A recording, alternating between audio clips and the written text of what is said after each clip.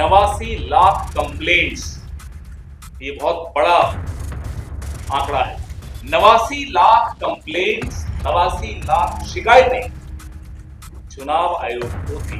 जो वोटर अधिकार यात्रा है वो 25 जिलों से होती हुई कल पटना में प्रवेश कर रही है और एक बहुत बड़ा मार्च हो रहा है। ये नाम है, ये सिर्फ एक सैंपल लाया, ऐसे कई हैं जिसमें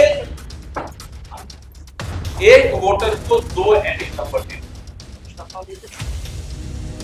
ऐसे अनेक हजारों लाखों में जा रहे हैं। कांग्रेस पार्टी ने या इंडिया गठबंधन ने कोई शिकायत दर्ज नहीं कराई, कोई ऑब्जेक्शन नहीं दर्ज कराई, तो ये प्रेस कॉन्फ्रेंस गवाही देगी, आपके कैमरा गवाही देगी। यदि वो जाते हैं पीएलओ के पास तो कहते हैं कि आप प्रमाण लाओ, आपका नाम कटा हुआ है, तो हम आपको जोड़े, लेकिन प्रमाण बनाने जाओ। नमस्कार, हमारा नाम है समरीन और आपने देखना शुरू कर दिया है लाइव सिटीज। देखिए, राहुल गांधी की वोटर अधिकार यात्रा लगातार सुर्खियों में बनी रही। आप बखूबी जानते हैं कि कल यानी कि 1 तारीख को इस यात्रा का समापन भी होना है, लेकिन बड़ी बात यह है कि अभी अभी कांग्रेस ने बड़ी प्रेस कॉन्फ्रेंस बुलाई थी और इस पीसी में कई बातों का खुलासा हो गया है। देखिए, कांग्रेस ने सबूत दिखा दिया है। कांग्रेस के नेताओं ने कई बड़े बड़े खुलासे किए हैं, तो क्या कुछ कह रहे हैं इस प्रेस कॉन्फ्रेंस में कांग्रेस के तमाम नेता? सबसे पहले आप उनको सुनिए। आपने परिचय सबका दे दिया तो मैं दोहराऊंगा नहीं। बहुत महत्वपूर्ण खुलासा इसलिए कह रहे हैं कि लगातार सोर्सेस, ये बड़ा महत्वपूर्ण शब्द हो गया है, सोर्सेस से चुनाव आयोग कुछ कुछ प्लान कराता है कि साहब कोई पॉलिटिकल पार्टी कोई ऑब्जेक्शन नहीं करती। आपने सुना होगा, आपके माध्यम से हमें भी मालूम पड़ता है कि हमने कुछ नहीं किया। तो वो खुलासा इसलिए है कि कांग्रेस पार्टी ने 89 लाख कागज, 89 लाख कंप्लेंट्स, ये बहुत बड़ा आंकड़ा है। 89 लाख कंप्लेंट्स, 89 लाख शिकायतें चुनाव आयोग को थी। हम अपना काम चुपचाप करते रहे और उनके सोर्सेस की सुन के मुस्कुराते रहे। सोर्सेस कहते हैं साहब 0 कंप्लेंट्स। हमें पैटर्न समझ में आया कि ये 0 कंप्लेंट्स क्यों करवाते। तो फिर ये सुनाई दिया, ये दिखाई दिया, ये महसूस किया कि हमारे बीएलएस जब शिकायतें लेकर, ऑब्जेक्शंस लेकर जाते हैं, उनसे नहीं लेते, उनसे शिकायतें नहीं लेते, बोले साहब इंडिविजुअल से लेंगे।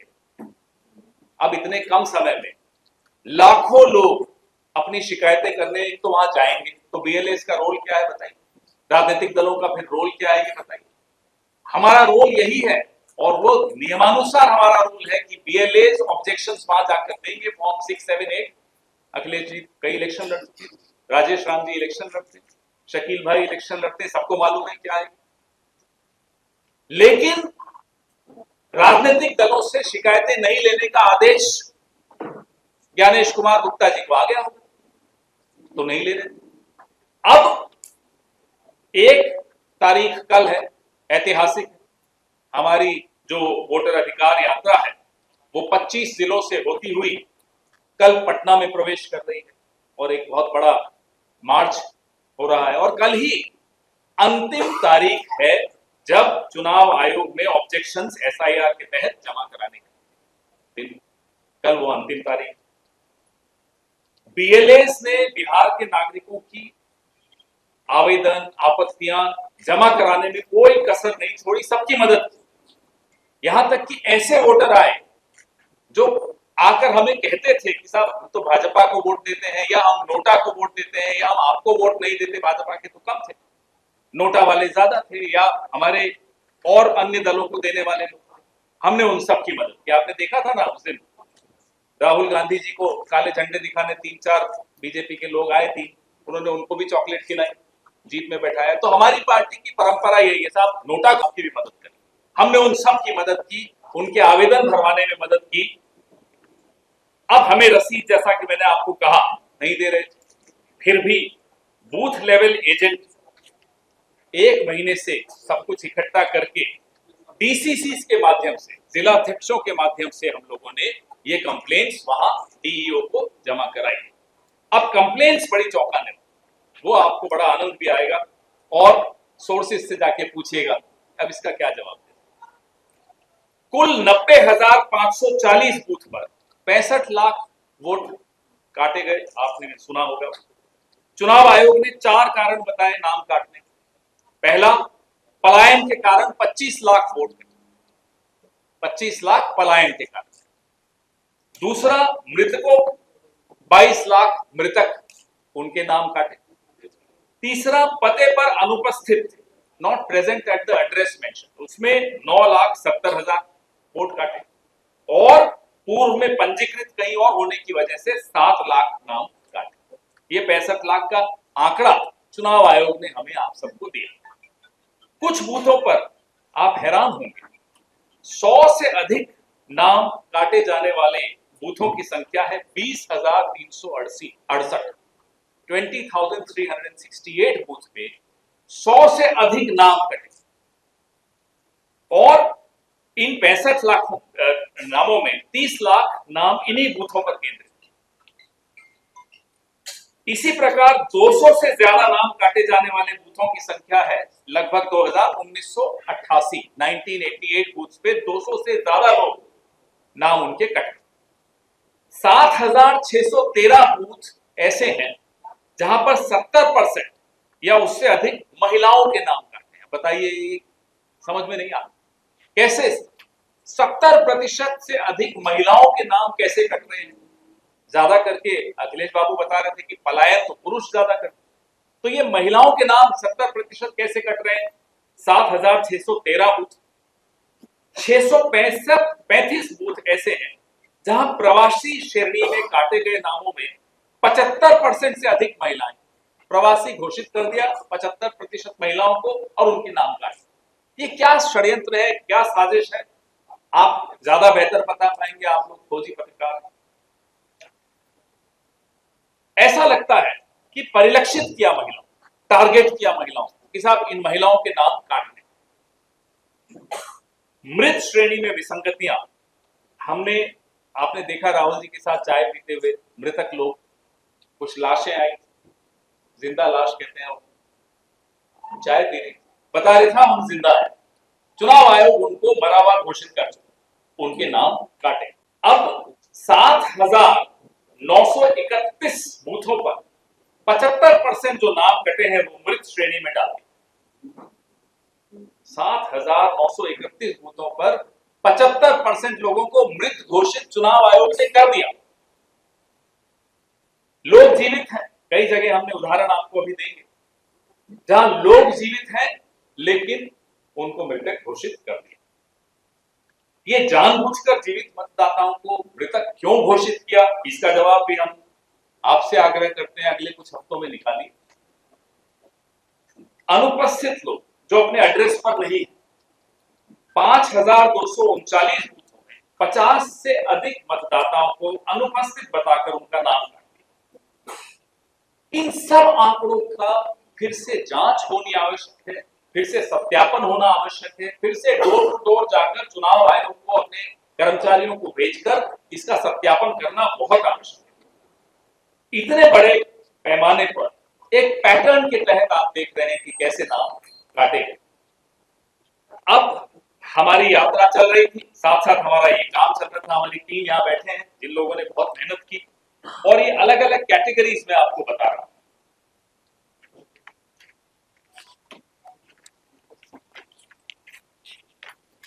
ये एपिक नंबर वाली कैटेगरी, ये नाम है, ये सिर्फ एक सैंपल लाया, ऐसे कई हैं जिसमें एक वोटर को 2 एपिक नंबर देते, ऐसे अनेक हजारों लाखों में जा रहे हैं। वो कह रहे हैं नीचे रखो, आप फिर ऊपर रखो, मैं क्या करूं बता दीजिए। तो एपिक नंबर का मैंने आपको उदाहरण दिए। अब ये तमाम रसीदें, क्योंकि कल को फिर सोर्स कहते हैं कि साहब नहीं मिली, तो ये रसीदें भी हमने इकट्ठी की, ये भी लाखों की तादाद में, आपको बताया 89 लाख, 89 लाख। ये अलग अलग जिले, ये रसीदें हैं चुनाव आयोग की मोहर है, चुनाव आयोग ने रसीद दी है। कल को कोई आपको बुला के कहे सोर्स की तरफ से कि साहब कांग्रेस पार्टी ने या इंडिया गठबंधन ने कोई शिकायत दर्ज नहीं कराई, कोई ऑब्जेक्शन नहीं दर्ज कराई, तो ये प्रेस कॉन्फ्रेंस गवाही देगी, आपके कैमरा गवाही देंगे, आपकी कलम गवाही देगी कि नहीं हम देख कर आए हैं, ये रसीदें दे चुके हैं, मिल चुकी है।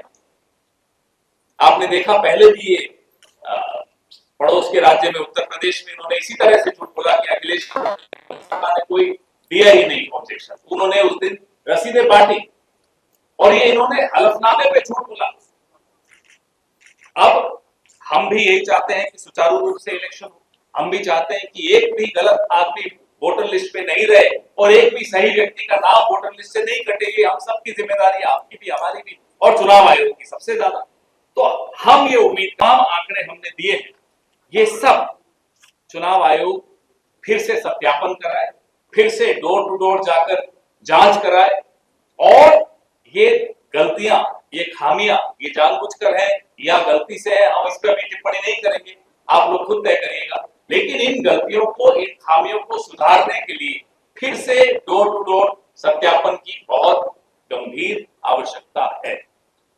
आपके सवाल बाद में, पहले मैं अध्यक्ष जी से भी आग्रह करूंगा कि वो भी अपनी बात रखें। कौन खेला सारी बातें करनी, लेकिन दो बातें जो पूर्व से चला आ रहा है, खास करके पहले 20% वोटरों का जब हम लोग इलेक्शन कमीशन ऑफ इंडिया से एक डेलीगेशन लेकर के गए थे, उस समय साफ इलेक्शन कमीशन ऑफ इंडिया से कहा गया था कि 20% नाम करना ही करना है और 20% नाम वो नाम कर देंगे जो बिहार से पलायन कर करके वो बाहर ना। हम लोगों ने यात्रा के दरमियान कई ऐसे वोटरों से मिले, जनता से मिले, इंटरेक्शन राहुल जी से भी हुआ और जो बातें हम लोग शुरू से करते आ रहे थे वो रिलेट कर गई जनता के बीच में। और वो रिलेट ऐसे किया कि जिनके नाम कटे, जिनके वोटर डिलीट हुआ, वो उनको पता ही नहीं है कि मेरा वोटर डिलीट कैसे किया गया और क्यों किया गया। दूसरी बातें जो प्रत्यक्ष रूप से जो हम लोग उठा रहे थे कि जिनकी नाम कटे और वोटर लिस्ट से जब वो गायब होंगे और उनको हटाए जाएंगे, वोट चोरी किए जाएंगे, तो उनसे प्रमाण मांगा जाएगा।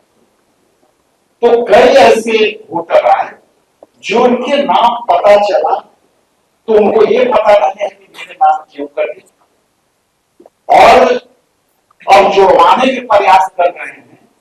तो काफी हैरान और परेशान लोगों को हम लोगों ने पाया और इस बात से लेकर के कि उन्हें आवासीय प्रमाण पत्र बनाना, जातीय प्रमाण पत्र बनाना भी बंद हो गई है बिहार सरकार से।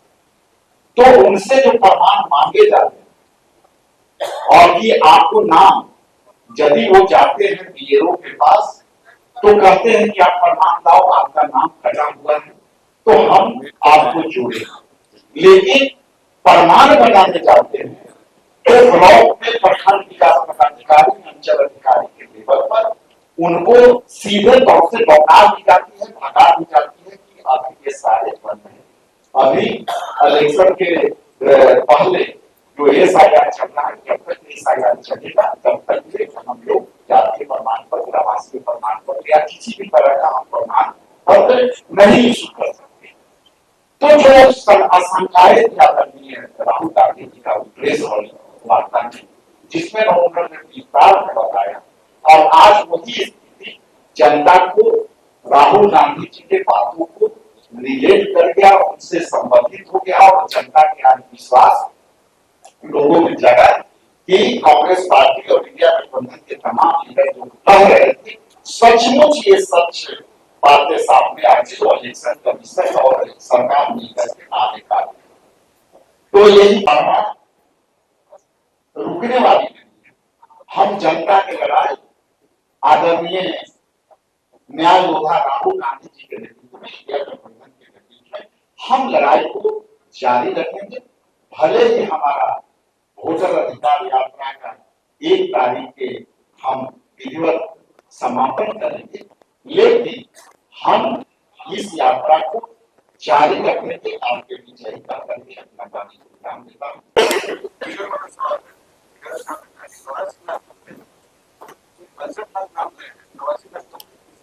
अलग अलग कैटेगरी थी, कुछ लोगों की 2 कैटेगरी में शिकायत दर्ज हुई, जैसे घर का पता और किसी और कैटेगरी में उसका नाम था, तो हमने दोनों इकट्ठी की, इसलिए वो 89 लाख। ये रिसीट जो बता रहे रिसीट आपके पास कैसे है? ये आपके बीएलओ पे हमारे जिला डीसीसी ने जाकर वहां जमा कराई, क्योंकि बीएलए से तो नहीं करवा रहे थे, वो तो दे ही नहीं रहे थे रसीद। फिर हमारे डीसीसी प्रेसिडेंट्स के माध्यम से डीईओ को देकर वहां से रसीद।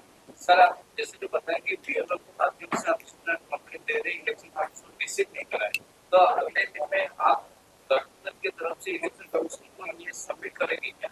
अगर क्योंकि कल तो लास्ट डेट है, अगर इलेक्शन कमीशन इसको नहीं मानेगा कि उसके हिसाब से वो अपना लिस्ट जारी कर देगा, तो अगले आप क्या करेंगे? अभी आज बता देंगे तो फिर ठीक नहीं रहेगा। अब 1-2 दिन आप इंतजार करिए, पूरा तैयारी है। सर हमारे कोई पॉलिटिकल सवाल नहीं, सारे पॉलिटिकल सवाल यात्रा के दौरान पूछेंगे। छोटा सवाल है, इस यात्रा के बाद आपके भीतर यानी कांग्रेस के भीतर क्या सकारात्मक परिवर्तन इस यात्रा में क्या आप लोग जवाब दें। हाँ, देखिए, जैसा कि मैंने कहा कि ये यात्रा का पॉलिटिकल मायने आप मेरे पर लगा, लेकिन ये पॉलिटिकल यात्रा पॉलिटिकल पार्टी करती है तो ये आपकी अनुमान सकारात्मक है, ये संभव है। लेकिन ये जो स्पष्ट रूप से कि हम उन वोटरों के अधिकार की लड़ाई कर रहे हैं जिनके संविधान में दिए गए मौलिक अधिकार के तहत वोट के अधिकार से वंचित किए जा रहे हैं, तो हम उनकी लड़ाई कर रहे हैं। ये कोई सरकार बनाने की लड़ाई का नहीं लड़ रहे। जिस दिन सरकार बनाने की लड़ाई पॉलिटिकल लड़ाई लड़ेगी वो भी आपके बीच होगा। मैं बिहार भर में जितने जिले से ये यात्रा हुई, नौजवान किसी तबके का हो, किसान हो, महिलाएं हों, सब लोग सड़क पर आया राहुल जी के इस मूव को सपोर्ट करने, क्योंकि सब लोग कंसर्न था। जो देश की आजादी के बाद सबसे बड़ा अधिकार मिला वो एक व्यक्ति एक वोट का अधिकार था। तो ये घर घर में ये बात खुली, हर टोले में, हर मोहल्ले में, हर गांव में। तो सबसे सकारात्मक पहलू ये है कि राहुल गांधी जी के इस मूव के साथ पूरा बिहार में, आपने देखा होगा सासाराम से जो यात्रा शुरू हुई वो कल भोजपुर तक, और भोजपुर में जिस तरह की स्थिति बनी थी आप लोगों से छिपा नहीं। तो यही सबसे बड़ा सकारात्मक पहलू है। हम लोगों ने तो आजादी की लड़ाई नहीं देखा था, यहीं से ये भी एक प्रमुख सेंटर था, और इसी हताशा में यहाँ पर आक्रमण जो बीजेपी के लोगों ने किया और कोई दूसरा वजह नहीं है, क्योंकि जिस व्यक्ति ने जो नारा लगाया वो मेरे पार्टी से संबंधित नहीं था, वो आरजेडी का भी समर्थक नहीं था, वो साइकिल की दुकान चलाता है, मानसिक रूप से विक्षिप्त जो लड़का ये किया, उसके वजह से इस परिसर में भी लोगों ने आक्रमण किया। जो लोग जंगल राज कहा करते थे आरजेडी के रिजिम को, वो खुद ही वो काम कर रहे हैं। तो इस हताशा को आप अच्छी तरह से समझ सकते हैं, और ये मैं निश्चित रूप से कह सकता हूं कि राहुल जी के इस यात्रा को जो समर्थन और आशीर्वाद बिहार वासियों की तरफ से मिला है, उसमें हम निश्चित रूप से 2/3 बहुमत के आधार पर महागठबंधन की सरकार बनाने जा रहे हैं। बहुत धन्यवाद।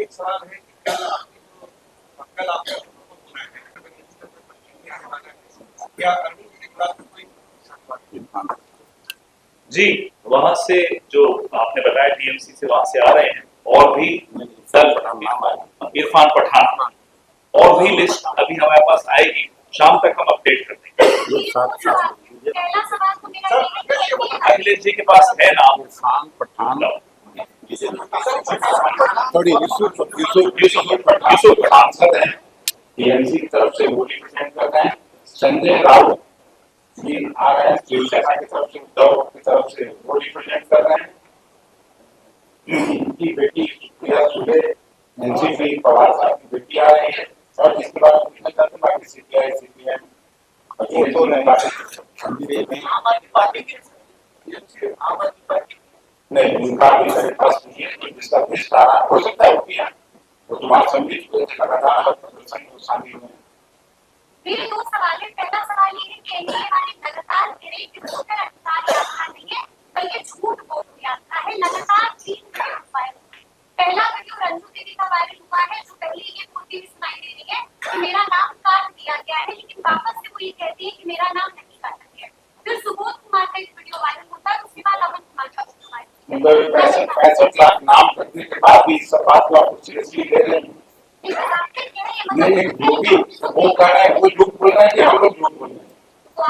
ईसीआई ने हम पे क्या किस बात का आरोप करता है? ईसीआई ने जब 65 लाख लोगों का वोट काट दिया, और पवन खेड़ा साहब उस दिन भी थे, हम लोग भी थे। पहले मीटिंग में जब कोई प्रक्रिया शुरू नहीं हुई थी, उसी समय इलेक्शन कमीशन ने 11 पार्टियों के लोग जब मिलने गए थे तो कहा कि हम 20% लोगों का नाम काटेंगे। इसका मतलब फिर से क्या किया से लोग पहले से इस काम को करने का। तो इसके बाद ये झूठ कौन बोल रहा है ये समझी जा सकती है। अकेली 2 पार्टी है, भारतीय जनता पार्टी और जनता दल यू, जिसका रिएक्शन वो कुछ नहीं आया, और वो लोग लगातार ईसीआई के सपोर्ट में कर रहे हैं। बाकी उनके मित्र दल टीडीपी जैसी पार्टी, जिनकी वजह से सरकार में मोदी जी प्रधानमंत्री हैं, उनका भी ऑब्जेक्शन आया है। उपेंद्र कुशवाहा जी का भी आया है। कई मित्र दल 2 लोगों के अलावा सब लोग ठीक है। मजरूल हक ने जिस आश्रम को बनाया हो, जहाँ बाबू राजेंद्र प्रसाद ने अपने अंतिम जीवन के अंतिम दिन यहाँ गुजारे, जहाँ विमर्श होता हो महात्मा गांधी का बाबू राजेंद्र प्रसाद के साथ, जयप्रकाश नारायण जी के साथ, उस पर हमला संघ के 100 साल खत्म होने पर, ये उस पर हमला नहीं, ये उस सोच पर हमला है जिसके खिलाफ, जिस पर हमला संघ शुरू से करता है, और हम उसका मुकाबला अहिंसक तरीके से कर रहे हैं। आगे जो कार्रवाई होगी अध्यक्ष जी आपको बता पाएंगे कि क्या कार्रवाई करेंगे। लेकिन हैरानी की बात है कि मंत्री खुद आकर, 2 मंत्री आकर या हम पर हमला, हमारे देश की विरासत पर हमला कर रहे हैं। हमारे अध्यक्ष जी राजेश राम जी के फोटो फाड़े कर रहे हैं। जैसा कि मैं आपको कह रहा हूं, इस विरासत से ये पिछले 100 साल से लड़ रहे हैं, और हम अगले 100 साल तक इनको उससे भी कहीं आगे पराजित करते रहेंगे। इस विरासत पर हम हमला नहीं होने देंगे। उनको दिक्कत है कि मजरूल हक साहब, महात्मा गांधी जी, बाबू राजेंद्र प्रसाद, जयप्रकाश नारायण, ये वो विमर्श है जिससे ये देश की दिल धड़कता है। ये वो विमर्श है जो आज तक प्रासंगिक है और आने वाले सैकड़ों सालों तक प्रासंगिक रहेगा। और जहाँ तक हम हिंसावादी लोग, हम अपने वैचारिक भावना को इस तरह से करते हैं, लेकिन जो लोग ने किया है वो खुद समय पर ये मैं बताऊं, जब हमारे लोग हयात करने गए, दोनों मंत्रियों के नाम डाले गए। थानेदार ने कहा कि नहीं, मंत्रियों के नाम हटाइए, तो एक सरकारी ने सलाह के रूप में दिया, एफआईआर दर्ज नहीं किया, दोनों मंत्री नाम हटाए। तो मंत्रियों के नाम क्यों हटाए? मंत्री सीधे हमला कर रहा था, और ये पुलिस थाना कर रहा है कि नाम हटाए, तो एफआईआर एक्सेप्ट करेगी। सच्चाई ये सलाह वो एफआईआर के रूप में सही है।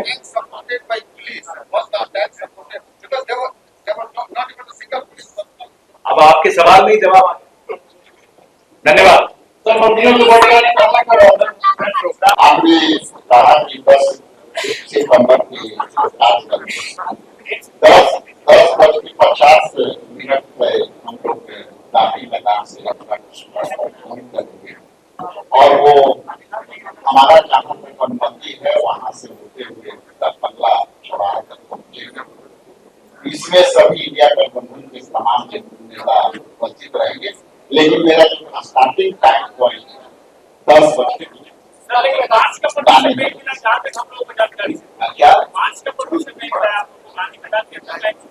हम लोग अपने लॉ एंड ऑर्डर के कानून के दायरे में अपनी यात्रा की कोशिश करेंगे।